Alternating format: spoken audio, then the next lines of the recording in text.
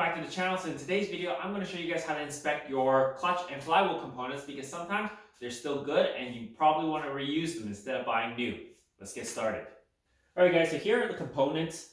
This is the pressure plate, and then underneath it is the clutch disc and then the flywheel. And this here is your release bearing. So we're going to inspect each one of these pieces and see if we can actually reuse them, starting with the release bearing.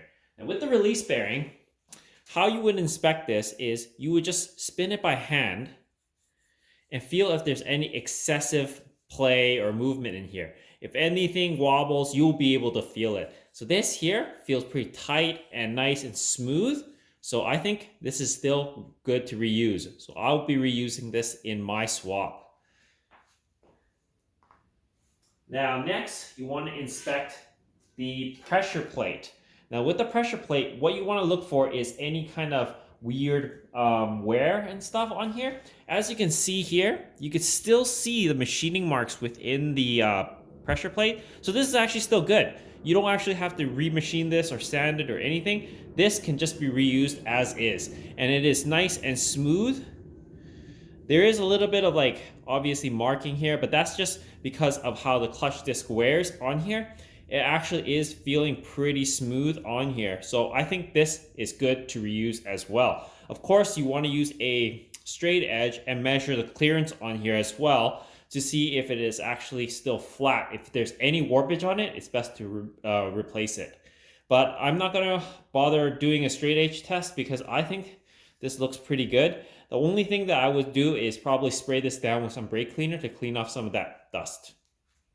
Alright, next guys, we're going to be checking the clutch disc. First, inspect to see if there's any significant wear on the clutch disc. This actually looks like it's still pretty good, quite a bit of meat left. Next, you're going to want to measure the thickness of the clutch disc. So it is about 7.7, 7.8. The service limit for the thickness is at 6. Next, you want to measure the rivet depth. So measure the rivet that is closest to the top. So it's these rivets here. And that measures out to be 1.7. Then you flip it around and you measure the rivet on the back as well. So the closest ones to the top. And that's 1.5. So you measure a couple of them just to make sure. 1.4.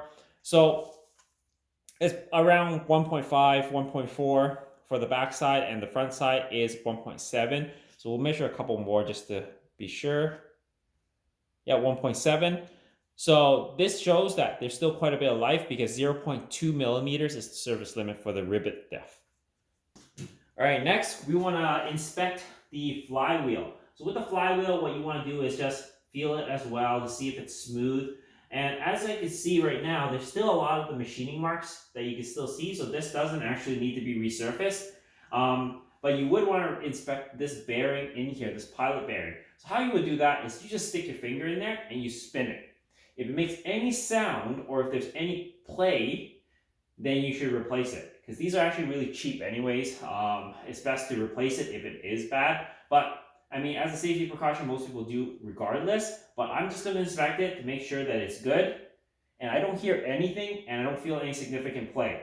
Just judging by the condition of these things, I would say that they are actually fairly new.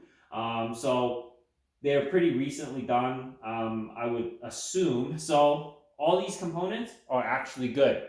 So if you did need to resurface this, you could easily just get the glazing off with some emery cloth or some sandpaper. All you want to do is rough up the surface and take away any of the glaze. But since these two components, all these components are good, we're just going to reuse them in the swap. There you go, guys. That's how you would inspect your used clutch and flywheel components. It is recommended that you do replace everything to brand new because you're already in there doing the job. But this could save you a little bit of money and you don't waste a perfectly good clutch set. Anyways, that's it for this video, guys. I hope this helps you guys out. If you haven't already, please comment, like, and subscribe, and share my videos. As always, guys, I'll see you in the next one. Cheers.